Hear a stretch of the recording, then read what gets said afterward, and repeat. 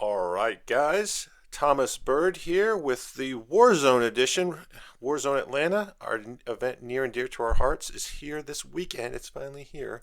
And I wanted to get a quick video out talking about player place terrain. You get a lot of questions about how we do player place terrain. It's a little different than how maybe some other areas, Frontline Gaming does theirs. So just want to go quickly over the rules.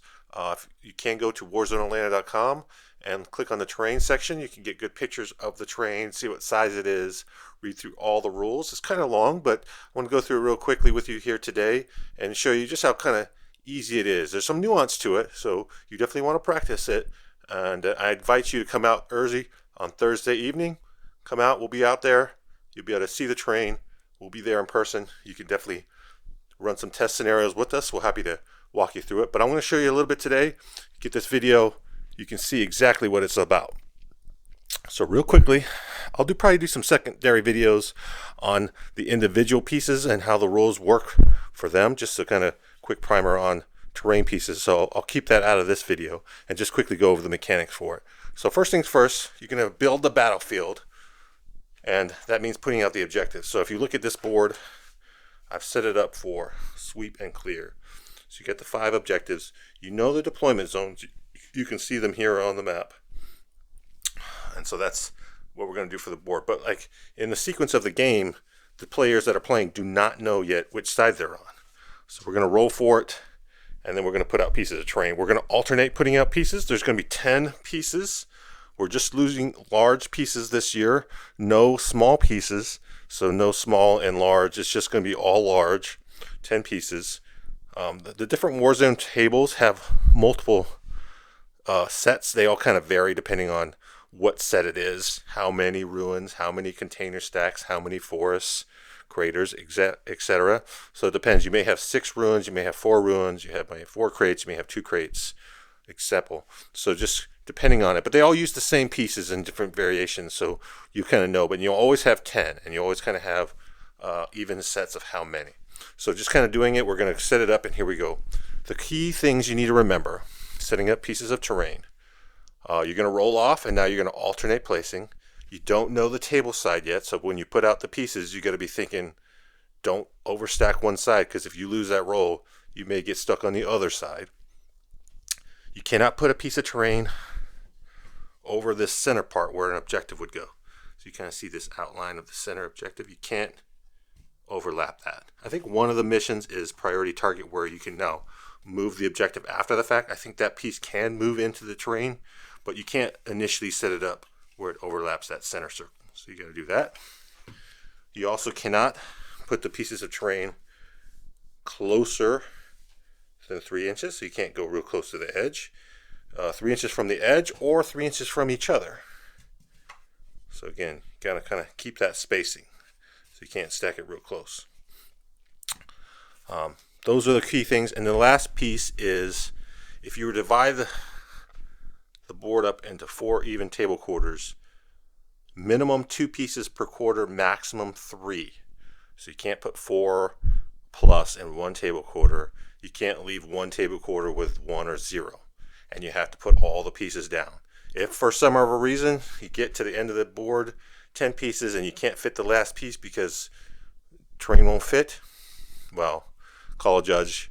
We can fix it for you if you can't agree, just to kind of wiggle a couple pieces to make sure they fit. They should fit 10 pieces. It should be pretty good.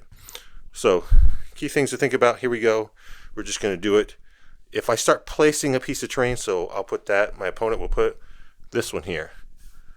When you talk about which quarter is it in, if it's kind of like right on the middle line, if you can't decide which side it's on, you could declare, I want this one to count over here, or I can just move it a little bit over here.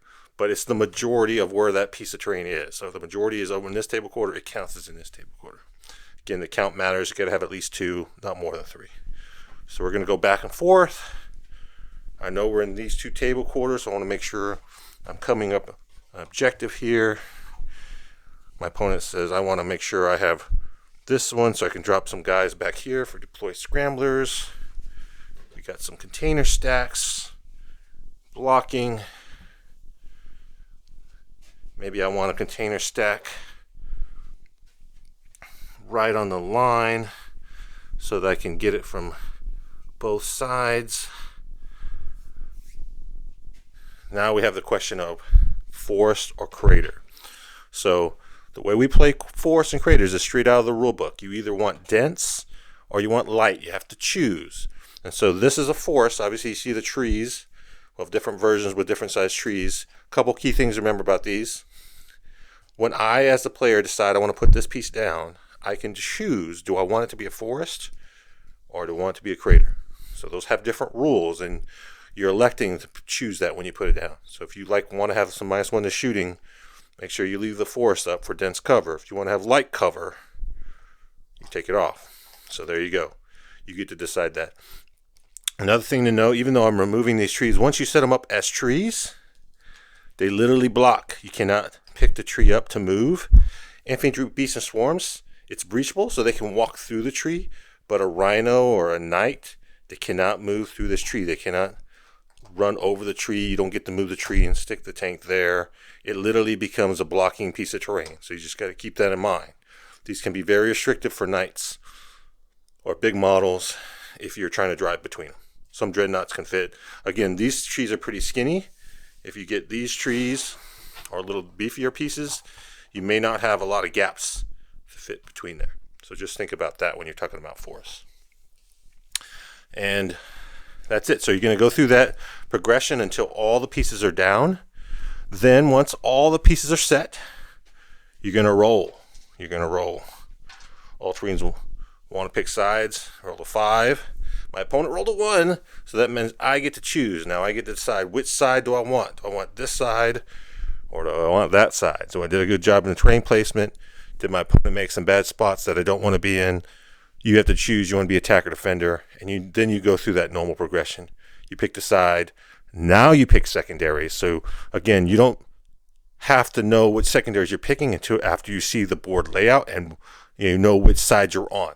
So it's kind of key distinctions, understanding how to play.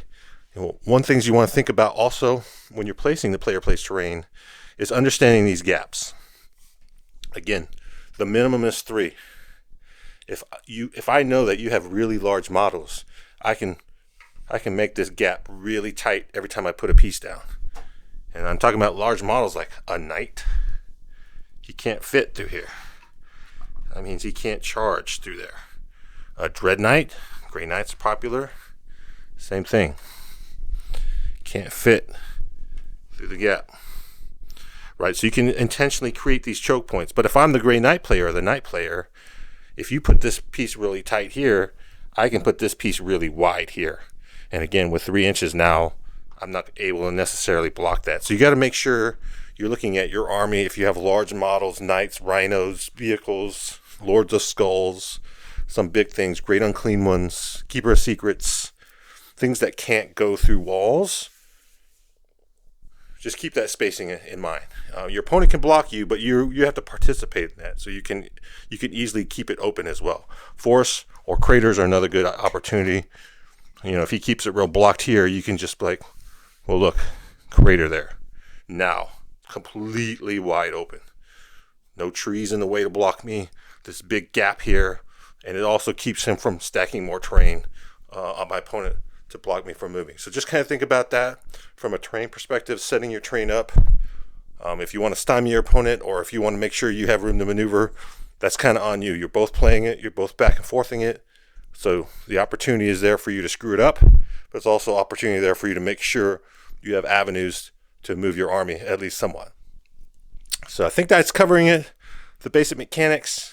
Well, again, Warzone Atlanta is this weekend. If you're there Thursday night, we're going to be setting up, playing some games, hanging out. Come meet us. Come say hello. If you want to practice some player place terrain on the actual sets, be happy to run through it with you. And yeah, we look forward to it. So if you like this video, like, subscribe, share with your friends, and hopefully we'll see you this weekend. Thanks, guys.